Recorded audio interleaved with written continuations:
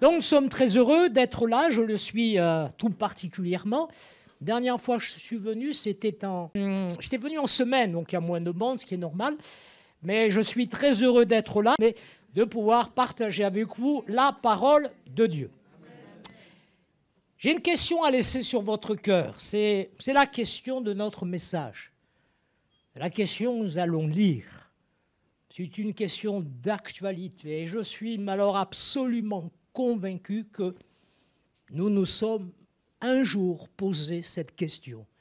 Et qu'en particulier ce matin, quelqu'un qui est acculé, quelqu'un qui est dos mur, quelqu'un qui est dans une situation douloureuse, difficile, dramatique, se pose la question suivante, mais que faire quand on ne sait pas quoi faire? Ça vous est jamais arrivé? Ça m'est arrivé de me la poser, cette fameuse question. Ça nous est tous arrivé. Nous sommes des humains et il nous arrive parfois dans des situations douloureuses, inextricables, de se dire, mais là je suis dos mur, je ne sais plus quoi faire, je ne sais plus comment faire pour m'en sortir. Mais la réponse, nous la connaissons. En tout cas, vous allez la découvrir si vous nous rejoignez depuis peu. Eh bien, avec ce texte dans 2 Chroniques. 2 Chroniques, on va lire chapitre 20, on va lire à partir du verset 1, et vous allez découvrir un homme de Dieu, un roi, et pas n'importe quel roi, je vais le rappeler dans quelques instants, un roi qui un jour, dans une situation particulièrement horrible, face à une guerre imminente où tout le monde aurait été détruit, il s'est posé cette question, que faire? Que faire? Que faire? 2 Chroniques, chapitre 20, verset 1er. Après cela, alors, il suffit de lire les versets, les chapitres précédents pour savoir de quoi il s'agit. Les Moabites et les Ammonites, accompagnés de Maonites, eh bien, marchèrent contre Josaphat pour lui faire la guerre. On va annoncer à Josaphat, une foule nombreuse s'avance contre toi depuis l'autre côté de la mer, depuis la Syrie, et elles sont déjà à En-Gedi. Josaphat eut peur, et il décida de chercher l'Éternel.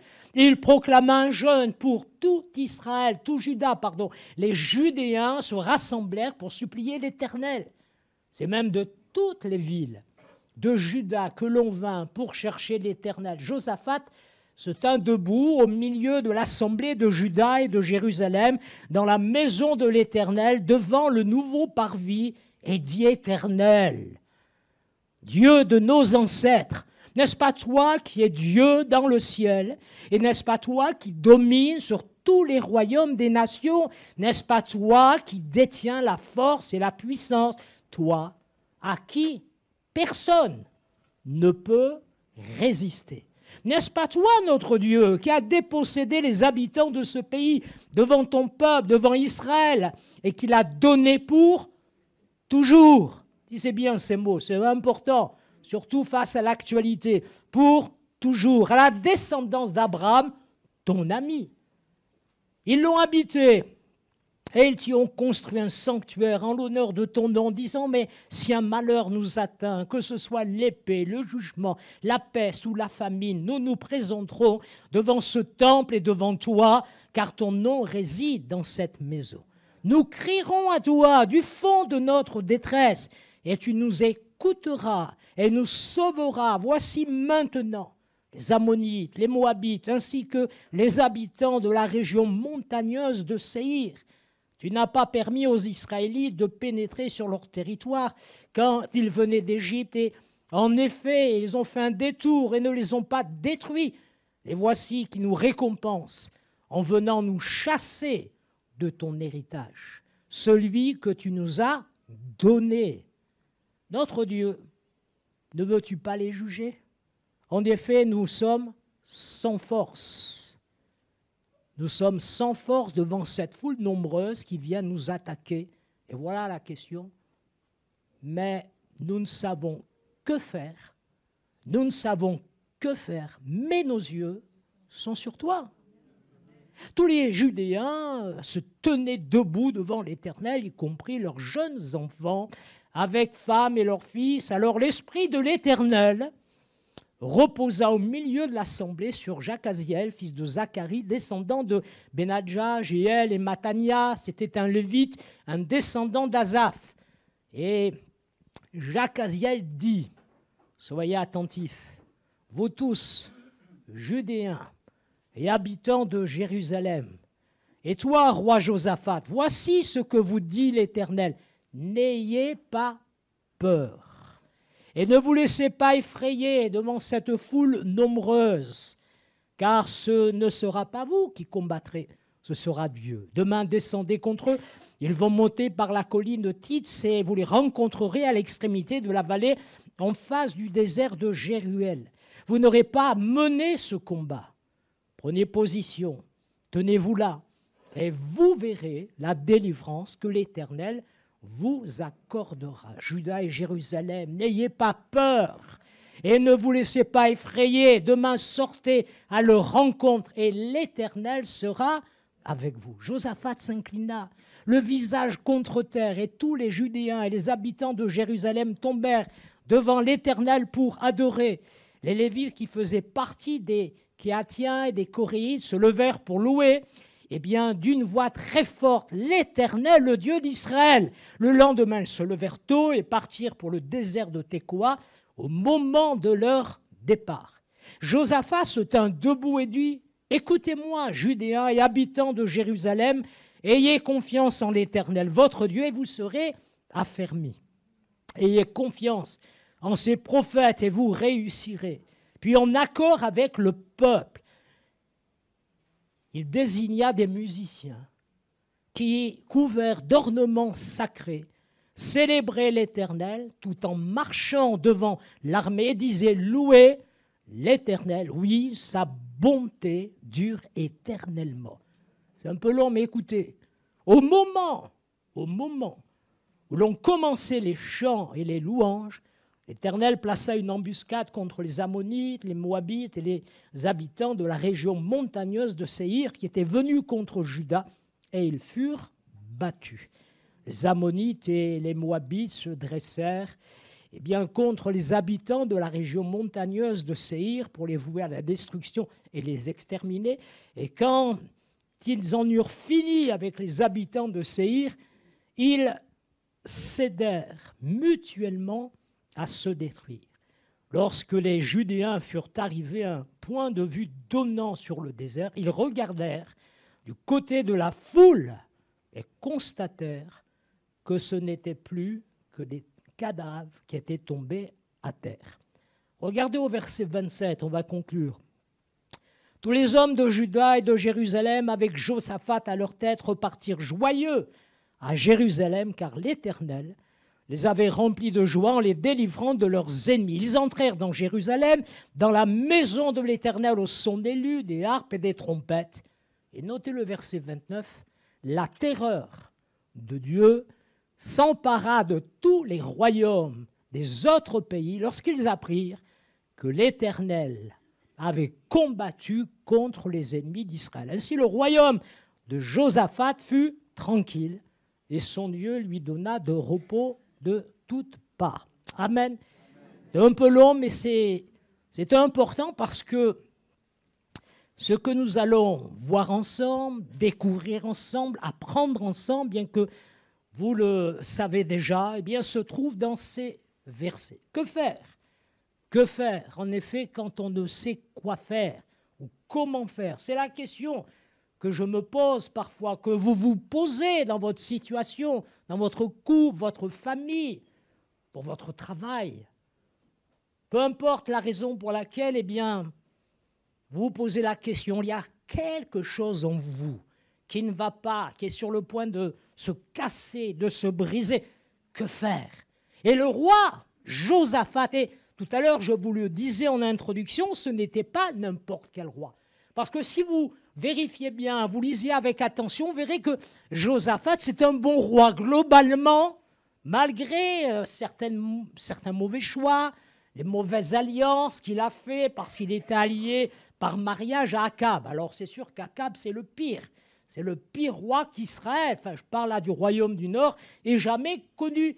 Il s'est allié par mariage et à un moment donné, ils se sont obligés quelque part de venir secourir. Eh bien Akab, qui s'est engagé dans un combat inutile et contre les Syriens, et Akab a trouvé la mort et Josaphat doit son salut à la grâce de Dieu. Vous vous rappelez peut-être, à un moment donné, il est dans le combat, l'autre est déguisé, malgré son déguisement, on sait qu'il sera mis à mort parce qu'il y avait une parole de Dieu. C'est un homme méchant, un homme pervers, lui et sa femme, mais Josaphat, lui, parce que c'était un bon roi.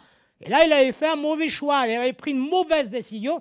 Dieu l'a secouru alors qu'il était encerclé et qu'il était sur le point de mourir. Il nous a dit qu'il poussait un cri. Moi, je suis convaincu, même si ce n'est pas écrit, qu'il a poussé un cri à Dieu et qu'il a dû dire « Oh Dieu, viens à mon secours ». La Bible me dit en tout cas que Dieu est venu à son aide. Et il est rentré à Jérusalem tranquille, dans la paix. Mais c'est un homme, un bon roi, parce qu'il a fait de bonnes choses. Il nous a dit qu'il marchait dans les voies de David, son ancêtre. Il nous a dit que Dieu a affermi la royauté de Josaphat, parce que c'est un homme qui cherchait Dieu. Hormis quelques compromis, je le disais tout à l'heure, mais il s'est repenti, il s'est humilié.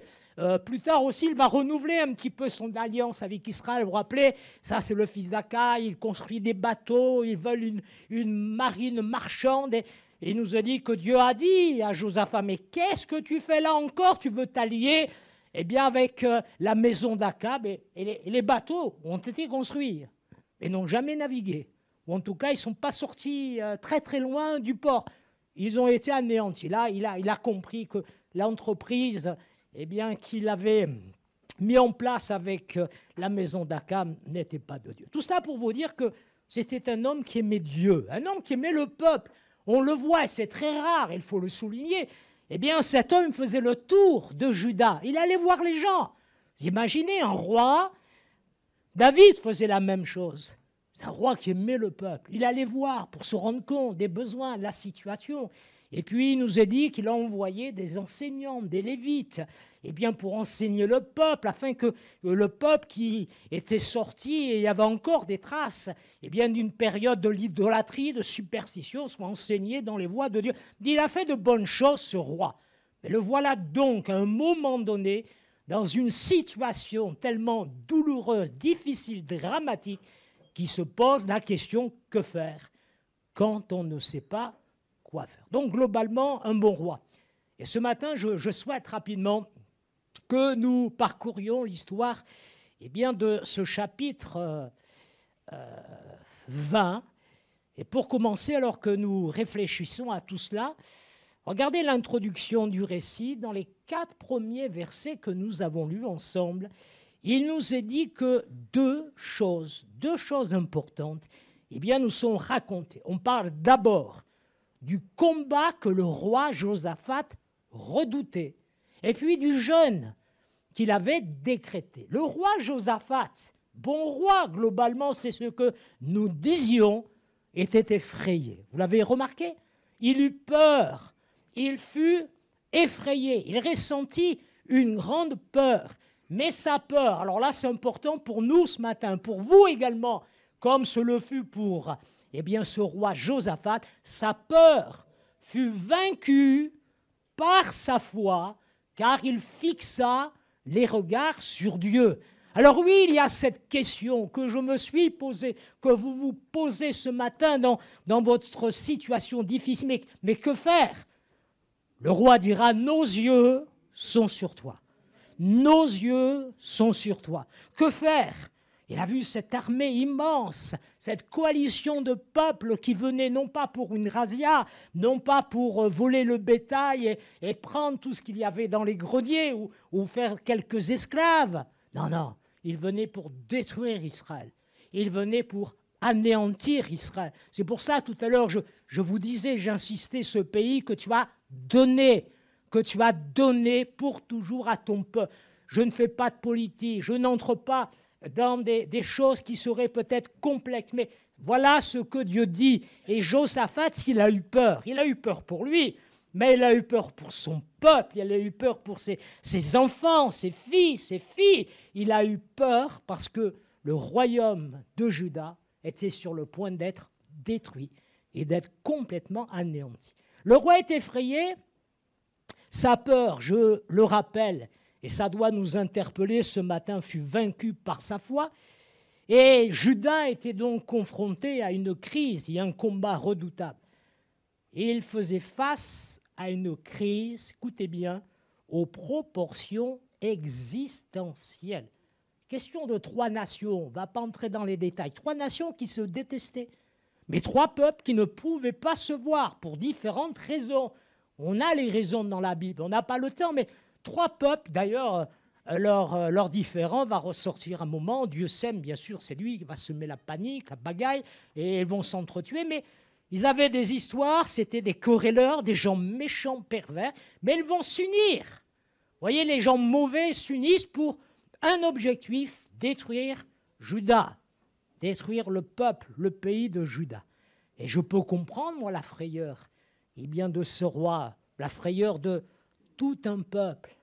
Mais il nous est dit ceci, et c'est tellement important, que Josaphat conduisit tout le peuple de Juda à rechercher la face de Dieu.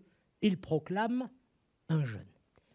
Il est important de réaliser que pour Josaphat, c'est notre point, la prière n'était pas son dernier recours, c'était sa première pensée.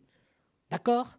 Pour lui, la prière, le jeûne, ce n'était pas le dernier recours.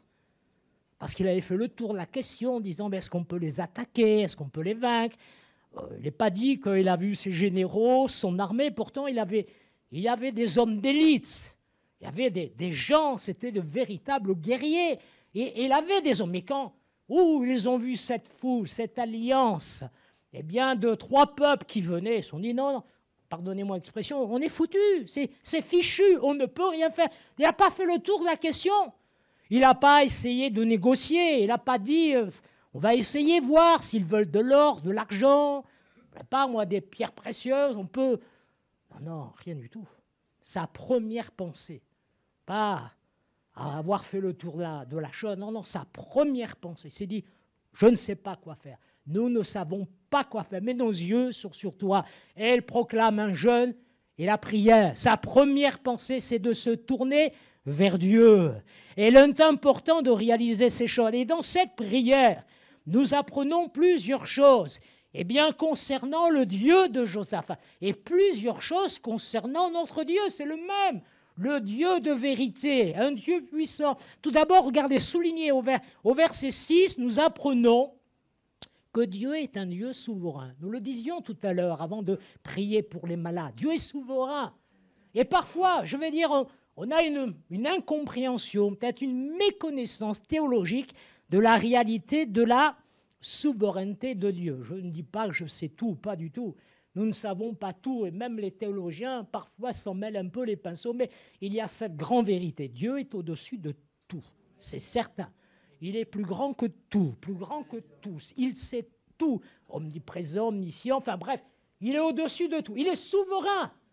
Mais cela n'exclut pas la responsabilité de l'homme. On n'est pas, vous savez, comme certaines personnes religieuses qui se disent, bon, il y a un Dieu quelque part, mais on verra bien, il fait ce qu'il veut. Non, non, ce n'est pas ce que la Bible dit. La Bible nous dit, Dieu est souverain, bien sûr, mais nous avons notre part. Nous l'avons fait pour les malades. Nous avons notre part lorsqu'il y a des difficultés. Vous savez, la souveraineté de Dieu n'exclut pas la responsabilité des hommes. Et Josaphat est intentionnel. Oh, il accepte et il se soumet à la souveraineté de Dieu. Mais il est intentionnel, dans ce sens qu'il va dire au peuple, on va prier le Dieu justement qui est au-dessus de tout et de tous. On va invoquer celui qui est éternel. Gloire à Dieu. Alors voilà, ça c'est une vérité importante.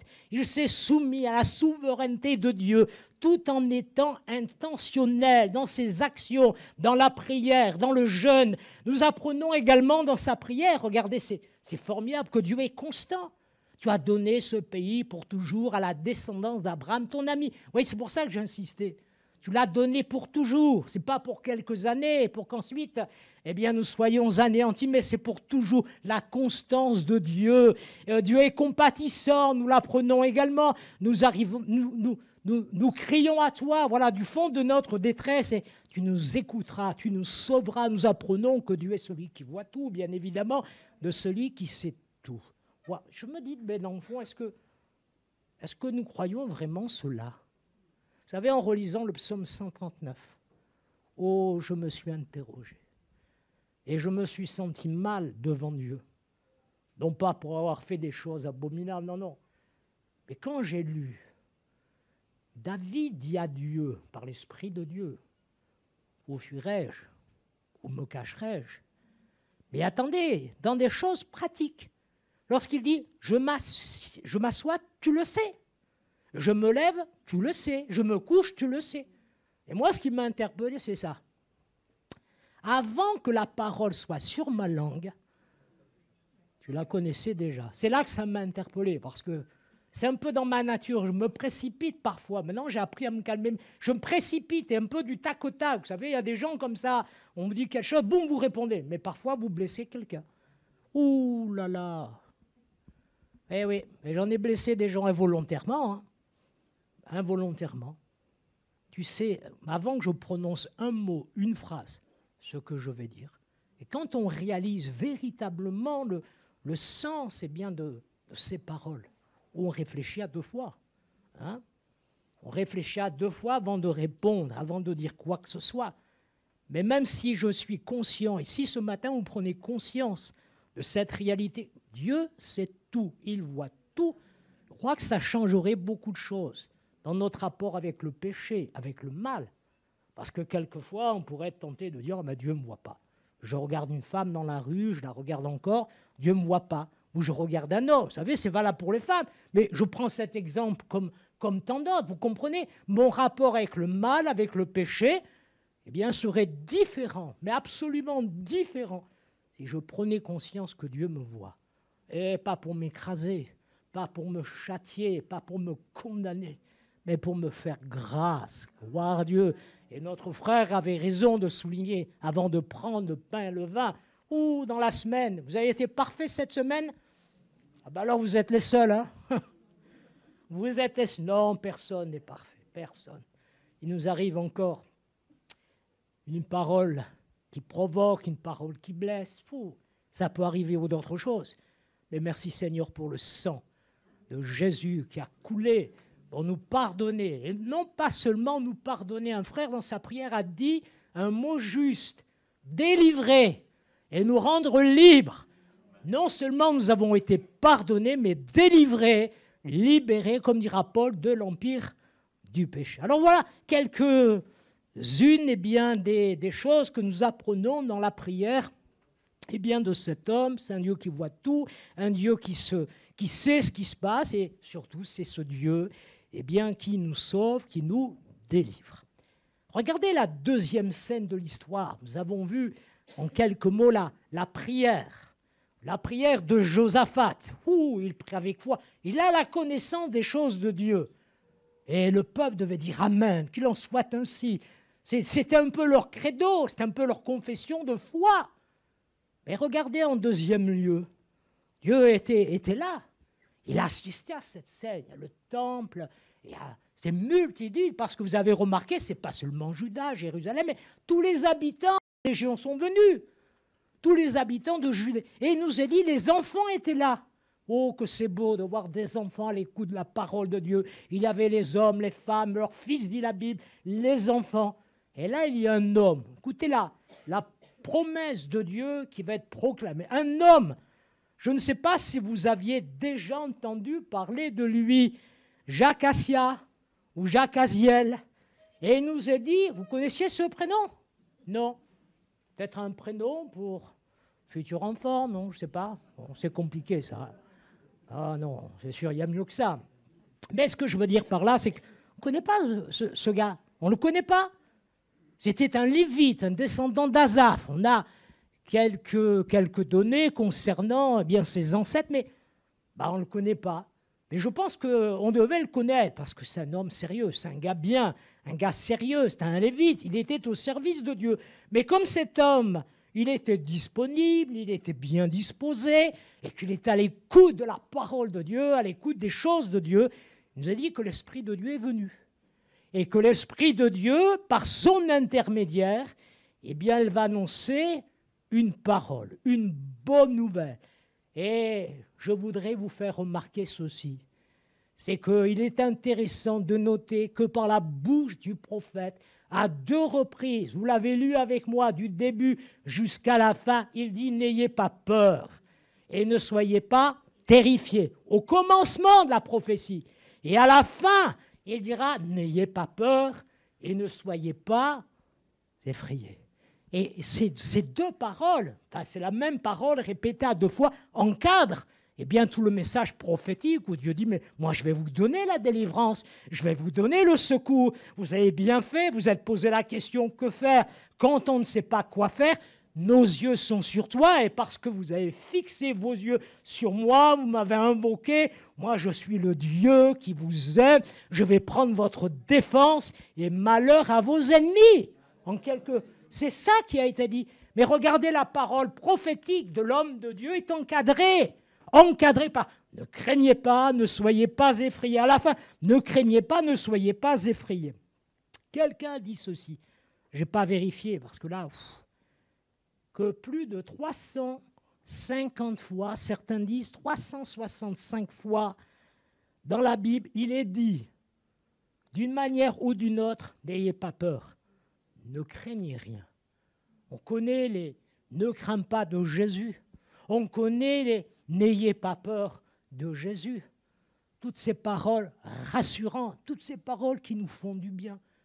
Et je veux insister là-dessus quelques instants, parce que peut-être avez-vous besoin d'entendre cette parole. Et Dieu veut te dire ce matin, non pas le prophète Jacques Aziel, mais ce qu'il a dit, alors que il y a quelque chose de terrible qui arrive.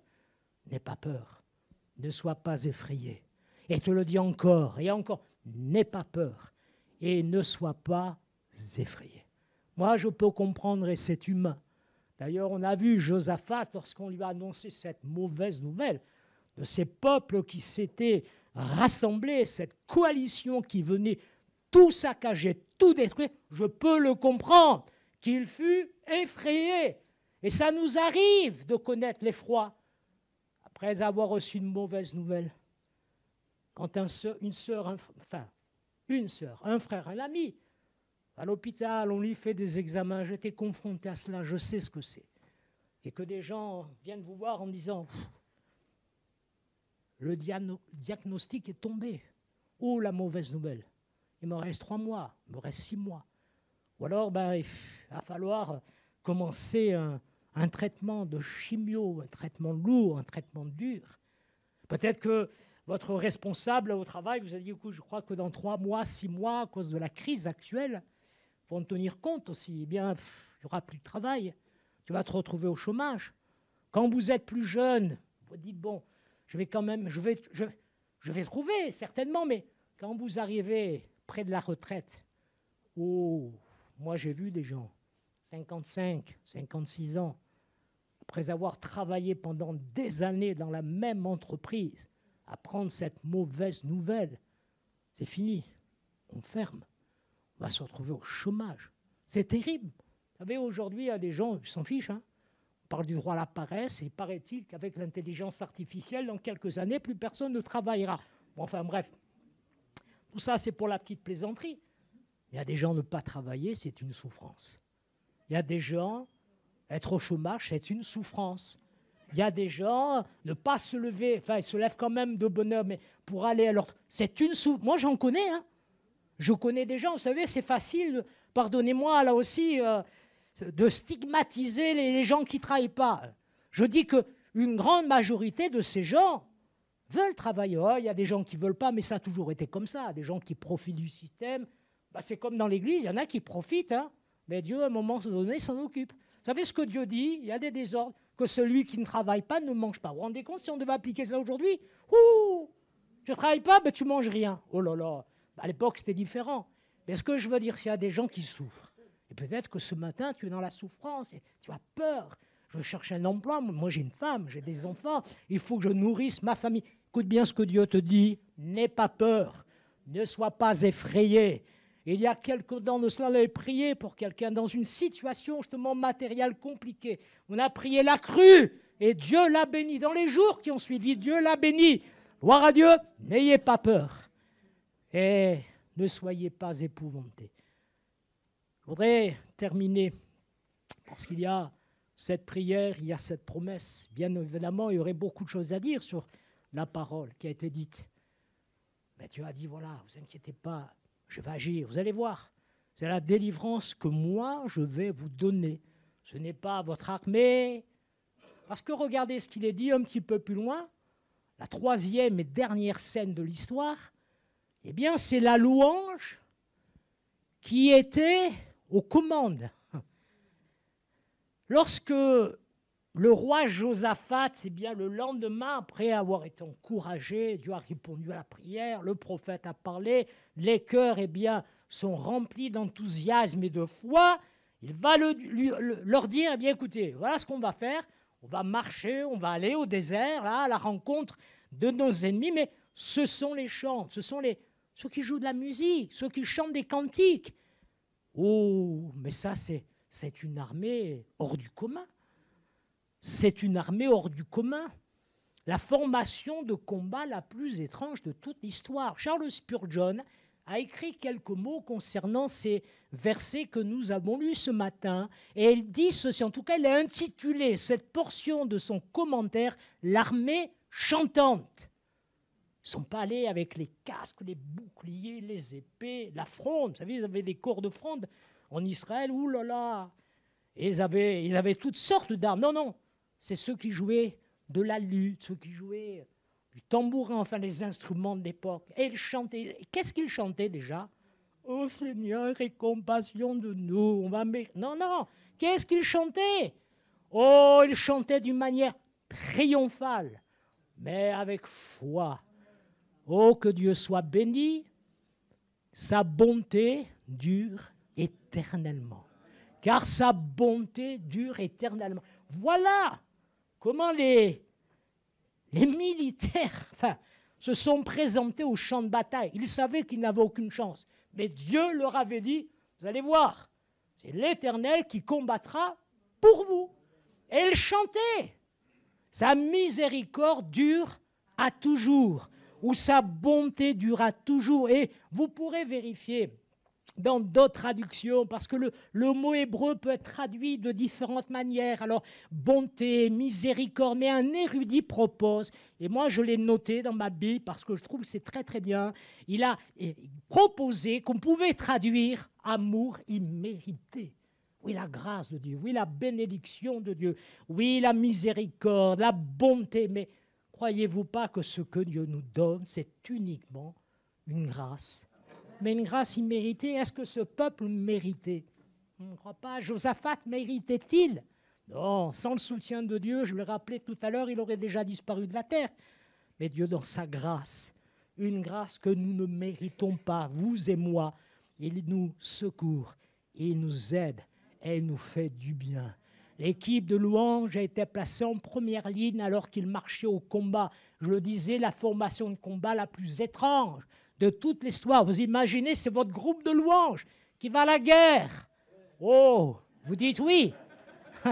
Ah, ils sont bons, j'en connais certains, ils sont bons, mais c'est ça. Bon, ils étaient beaucoup plus nombreux, mais vous imaginez, ils sont partis en chantant la gloire de Dieu. Elles chantaient, imaginez, vous pouvez vous le représenter facilement, que sa miséricorde, sa bonté, que sa faveur imméritée durera toujours. Que s'est-il passé quand ils arrivent? Oh, il n'y a plus personne. Enfin si, il n'y a que des cadavres. Pardonnez-moi. Parce qu'entre-temps, les vieilles querelles de ces trois peuples, je le disais au commencement, ne pouvaient pas se supporter, se voir pour toutes sortes de raisons, ethniques, religieuses, enfin, sur le plan commercial. Ils se sont juste unis pour détruire Juda, mais Dieu a, boum, voilà. Et se sont entretués, se sont massacrés. Et lorsque le peuple est arrivé, il n'y avait plus personne de vivant. Et Ça peut vous sembler un peu dur, mais vous savez, c'est comme ça. Quand on résiste à Dieu dans son orgueil, sa méchanceté, sa perversité. Vous savez, tôt ou tard, la Bible dit, on va faire face au jugement de Dieu. Oh, moi, je crois dans le pardon de Dieu. Je crois, et nous croyons aussi dans la grâce imméritée de Dieu. Des gens mauvais, méchants, même au milieu de nous, ont été touchés, se sont convertis, ont été changés, transformés, mais à un moment donné, où les gens continuent, malgré la connaissance de la vérité, tôt ou tard, Dieu va les abattre. C'est la Bible qui le dit. Alors vous imaginez cette armée chantante. On va prier ensemble, mais regardez ce qui se passe. La louange confond les ennemis de Dieu. Ils remportent une victoire. Ouh, c'est impressionnant. On les voit partir au combat, peut-être les genoux un peu tremblants, chantant, et on les voit rentrer mous, mais étaient remplis de joie, saisis d'une grande joie, parce que par anticipation, ils avaient commencé à louer Dieu, à remercier Dieu. Mais après, ils ont vu ce que Dieu avait fait, et ils sont revenus au temple, sont revenus à Jérusalem avec une grande joie. Ça, c'est important. Mais vous avez remarqué ce qu'il a dit, c'est que les peuples des alentours, ils ont été terrorisés. Ils ont eu peur. Ils n'ont pas eu peur de l'armée de Josaphat, mais ils ont eu peur de la grandeur de Dieu. Et il nous est dit, et on l'a lu ensemble, la terreur de Dieu s'empara de tous les royaumes. Lorsqu'ils apprirent, lorsqu'ils ont entendu, eh bien que c'était l'Éternel, le Dieu vivant et vrai, qui avait combattu contre les ennemis de Dieu. On va prier ensemble ce matin. Ne vous laissez pas effrayer. N'ayez pas peur. Il y a la question que vous vous posez, mais que faire? Je ne sais plus quoi faire. Eh bien, faites comme Josaphat, tout ce peuple. Nos yeux sont fixés sur toi. Vous allez prier. On va prier ensemble. Et on va s'attendre à la bonne main de Dieu. Dieu va agir et elle va intervenir. Gloire à Dieu. Te remercions pour ces quelques mots. Seigneur.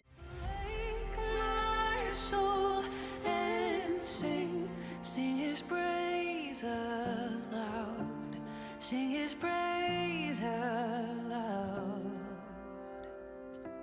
Oh, awake my soul and sing his praise aloud. Sing his praise.